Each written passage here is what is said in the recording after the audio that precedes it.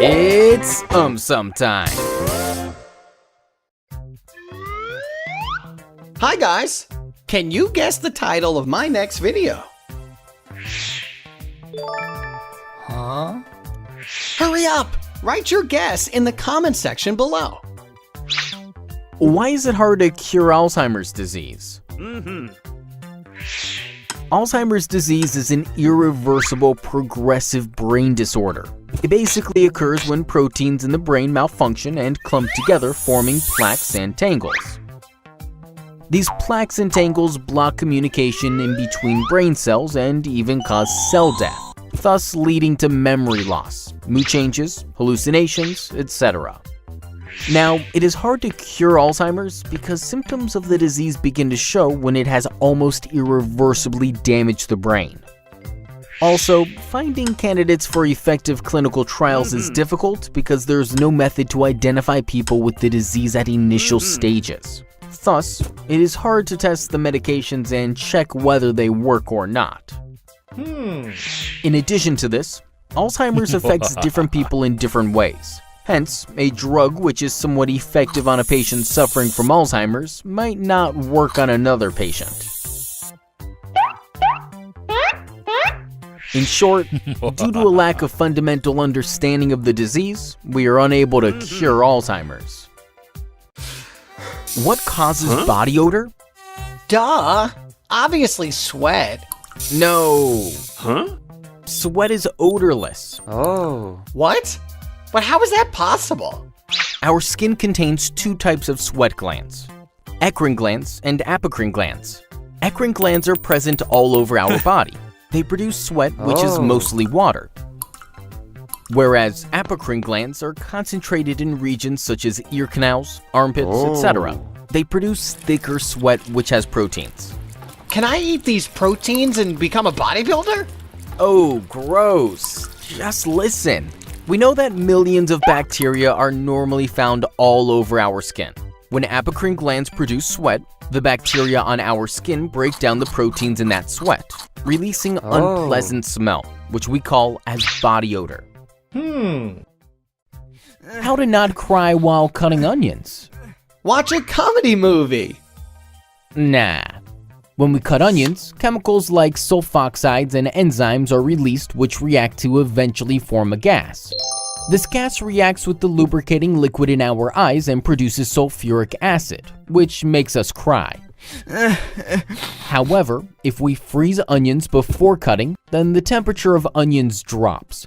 Due to this, the sulfoxides and enzymes react slowly, producing less gas and thus reducing the amount of crying. We can even wear tight goggles so that the gas doesn't reach our eyes. It is also said that below the onion roots, there's a bulb where the concentration of chemicals is more. Hence, to avoid crying, we should first cut and throw that part. Also, cutting an onion under running water washes away the chemicals. Hence, we can also use this method to reduce crying while cutting onions. What is vocal fry? It may be similar to a French fry. Not at all. Vocal fry is a creaky or raspy voice seldom used in speech. I thought it is used by leech. Oh, gross. Just throw that away and listen. When we speak, air from our lungs passes through the vocal folds, making them vibrate. These vibrations make the air in our mouth and nose to vibrate, thus producing sound or voice. Generally, human voice can be divided into three ranges or registers. They are falsetto, modal, and fry. Most people speak and sing in the modal range.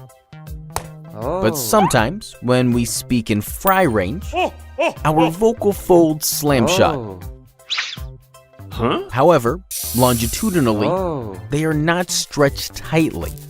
Air from the lungs bubbles out through this loosely closed folds, thus creating that creaky voice called fry. Topic: pressure.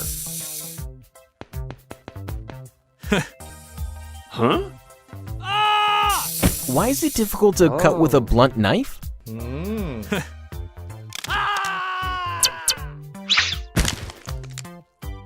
Seems like you are hungry. Why didn't you have an apple? Oh. Hooray! No, don't use the blunt knife. Use the sharp knife. Looks like you want to go ahead with the blunt knife only. See, you are finding it difficult to cut the apple now. Now, try cutting with the sharp knife. Hooray! Look, the apple gets cut very easily. Confused, right? Let me explain. All this happens due to a concept called pressure. What is pressure? It is the force applied per unit area. That means the pressure will be directly proportional to force and inversely proportional to area. Now, we applied the same amount of force on both the knives. Then, why was the result different? This is because the area on which the force acted was different. In the case of a blunt knife, the cutting edge is thicker. That means the area is larger. As a result, the force of our hand falls over a larger area of the knife, producing less pressure. Hence, it is difficult to cut with a blunt knife.